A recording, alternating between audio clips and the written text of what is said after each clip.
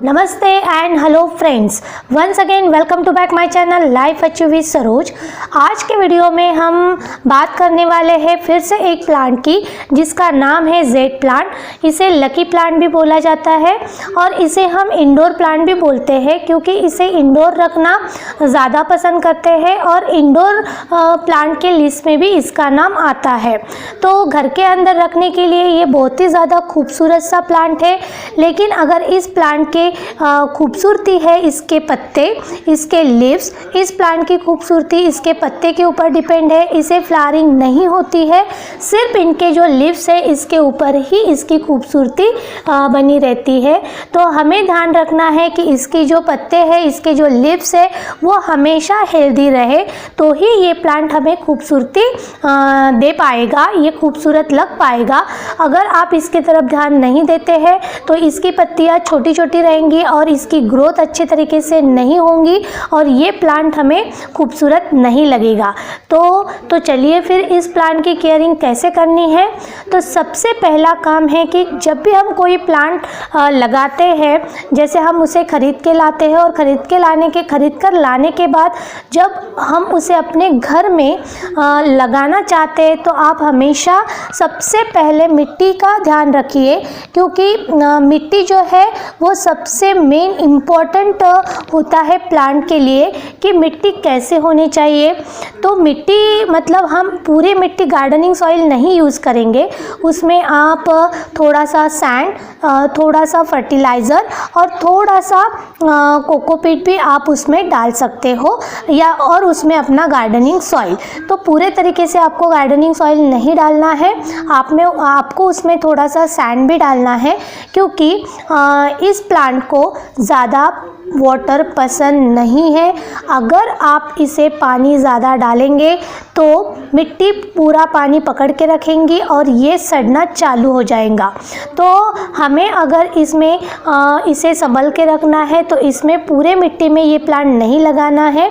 मिट्टी को आप 50% मिट्टी, उसमें थोड़ा सा सैंड और थोड़ा सा फर्टिलाइज़र और थोड़ा सा कोकोपीट, ऐसा अगर हम कॉम्बिनेशन बनाते हैं तो आप उसमें ये प्लांट अच्छे तरीके से ग्रो कर लेंगे।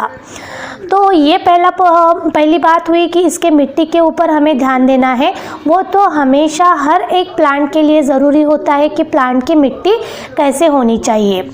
दूसरी बात यह है कि ये जो जेड प्लांट है इसे ज़्यादा पानी पसंद नहीं है, ये बहुत ही ज़्यादा आपको ध्यान में रखना है। नहीं तो हम क्या करते हैं कि समर चालू है तो समर में हम रोज़ इसे पानी डालेंगे और ये सड़ना चालू हो जाएगा और ये ख़राब होना चालू हो जाएगा। तो इसे ज़्यादा पानी की ज़रूरत नहीं है, आप मौसम के हिसाब से इसे पानी डालिए। रेनी सीज़न है तो आपको 15 दिन में एक बार भी पानी डालेंगे तो भी चल जाएगा। अगर विंटर सीज़न है तो आप हफ्ते में एक बार डालेंगे तो भी चलेगा। और अगर अभी समर सीज़न चल रहा है तो आप समर में 2 या 3 दिन के बाद आप इसे पानी डाल सकते हो। आपको कंटिन्यूसली इसे वाटर नहीं देना है, इसे आप पानी संभल कर डालिए, अदरवाइज़ ये आपका जो खूबसूरत सा प्लांट है वो ख़राब हो जाएगा। तो दूसरी बात आपको ध्यान रखना है इसकी मतलब जो पानी का कॉम्बिनेशन है, वाटर कैसे देना है उसके तरफ आपको ध्यान देना है। इसे ज़्यादा पानी पसंद नहीं है। उसके बाद अगर हम ज़्यादा पानी देते हैं तो उसका साइड इफ़ेक्ट ये भी होता है कि हमारी जो लिप्स होती है ये झड़ना चालू हो जाते हैं, इनकी ग्रोथ अच्छे तरीके से नहीं होती है, नीचे से इसे फंगस लग जाएगा क्योंकि ये ख़राब होते ही जाएगा और फिर इसकी मतलब ये ग्रो नहीं कर पाएगा। वैसे भी ये प्लांट बहुत धीरे धीरे ग्रो करता है, बाकी प्लांट की तरह एकदम से ग्रो नहीं करता है, इसे ग्रो करने के लिए बहुत ज़्यादा टाइम लगता है। तो अगर आप इसे ज़्यादा वाटरिंग करेंगे तो ये वैसे भी खराब हो जाएगा। तो आपको दूसरी बात ध्यान रखना है इसके पानी का, वाटरिंग का। देन थर्ड पॉइंट, हम इसे बोलते हैं कि ये इंडोर प्लांट है तो हम उसे लाते हैं और घर में रख देते हैं, लेकिन ये बिल्कुल गलत है क्योंकि प्लांट को सनलाइट की भी ज़रूरत होती है।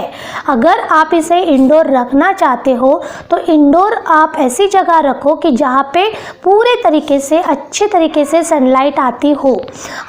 अगर वहाँ जहाँ पे सनलाइट आती है तो वहीं पे ये प्लांट को आप इंडोर में रख सकते हो। अदरवाइज़ आप इसे दिन में सुबह के टाइम आप इसे बाहर रख दीजिए और फिर 3-4 घंटे की धूप लेने के बाद आप इसे इंडोर भी रख सकते हो।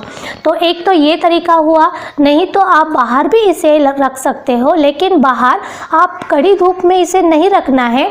अगर हमने बोला कि इसे सनलाइट की ज़रूरत है तो कोई कोई क्या करता है कि डायरेक्ट इसमें सनलाइट में रख देता है, लेकिन ऐसा नहीं होता है।